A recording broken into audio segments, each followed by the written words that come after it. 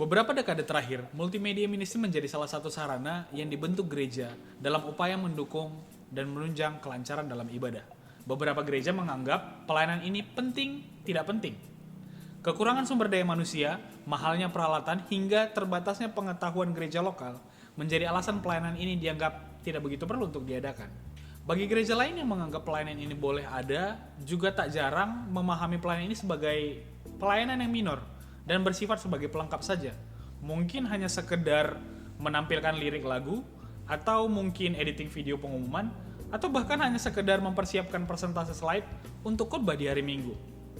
Jauh di urutan belakang dari pelayanan lain seperti pelayanan mimbar, pelayanan musik, bahkan sekolah minggu. Anggapan tersebut menjadikan pelayanan multimedia terkesan lambat dalam pertumbuhan, bahkan sama sekali tidak bertumbuh. Hingga pada pertengahan Maret 2020, COVID masuk ke Indonesia.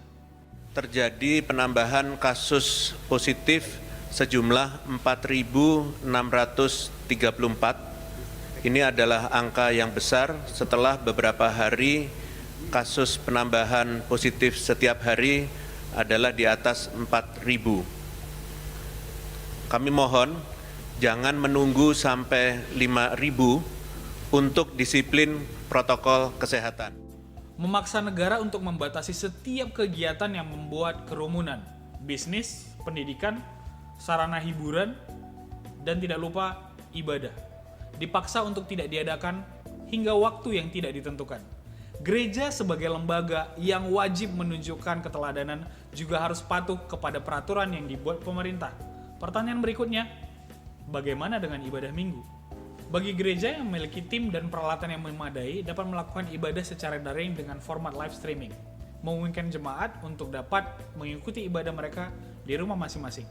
Namun, bagi sebagian besar gereja lain yang tidak memiliki hal yang sama, dipaksa untuk belajar dan mengembangkan multimedia ministry untuk dapat melakukan ibadah dengan format yang sama. Jatuh dan bangun menjaga jemaat agar tetap dapat menikmati asupan makanan rohani, membuat gereja menempatkan multimedia menjadi pelayanan di garis depan. Seketika, multimedia menjadi pelayanan ujung tombak. Gereja yang memadai dapat memfasilitasi tim multimedianya dengan peralatan modern dan canggih. Namun, peralatan modern dan canggih juga harus diimbangi dengan sumber daya manusia yang kompeten. Tim multimedia berusaha keras belajar dan mengupgrade diri mereka untuk menjawab tantangan yang ada.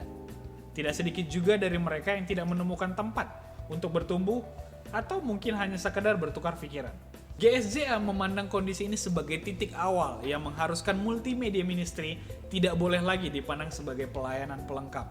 Oleh karena itu, BPD 1 Sumut Aceh membentuk satu departemen baru, yaitu Departemen Multimedia GSJA, sebagai wadah bagi pelayan multimedia gereja lokal untuk saling bertumbuh dan berbagi ilmu, demi menunjang program GSJA ke arah digitalisasi gereja terdepan.